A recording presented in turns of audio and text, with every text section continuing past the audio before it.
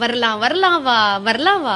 என்ன இந்த லைனை வந்து உங்களுக்கு நீங்க எழுதின மாதிரி தான் எங்களுக்கு இருக்கு உங்களோட growth பார்க்கும்போது. வரலாம் வரலாம் வா அருண், யாரும் நிக்க முடியாது இங்க, நீ வா என்ட்ரி பண்ண அப்படின்ற மாதிரியே வந்து இருந்துச்சு. நிறைய அதாவது சில பேர் மண் குடத்தை தொட்டா கூட பொன் குடமா மாறுன்ற மாதிரி நீங்க என்ன எழுதினாலும் அது பயங்கரமான ஒரு வைரலா போயிட்டு இருந்ததுன்னு. இந்த லிரிசிஸ்ட் அப்படிங்கிற அந்த ஒரு உள்ள இருந்து அது எப்போ வந்தது முதல்ல இந்த மாதிரி லைன் எழுதுறது, நீங்களே அதை கான்ஃபிடென்ட்டா படிக்கிறது அதெல்லாம்? அது ஒரு கதை இருக்கு. சொல்லுங்களேன் தெரிஞ்சுக்கிறேன்.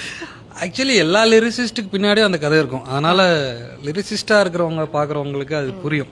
இது எப்படி வந்து முதல்ல கிண்டல் பண்ணி ஒரு பாட்டை ரெடி பண்றது தான் எல்லாருக்குமே பேசிக்கா இருக்கிற ஒரு குவாலிஃபிகேஷன். நம்ம பரவாயில்லையே, நம்ம வந்து இந்த மியூசிக்கு ஏத்த மாதிரி வார்த்தையெல்லாம் போடுறோமே அப்படின்ற ஒரு கான்பிடன்ஸ் கிரியேட் ஆகும். அப்புறம் ஓகே கிண்டல் பண்ணி போடுறது ஓகே, பட் ஆனா கரெக்டான வார்த்தை போட முடியுமா நம்மளால, அந்த திறமை இருக்கா அப்படின்னு நம்ம சோதிச்சு பாக்குறதுக்கு சரியான ஆளுங்க கூட டிராவல் ஆகும் போது நமக்கு அது கிடைச்சிரும்.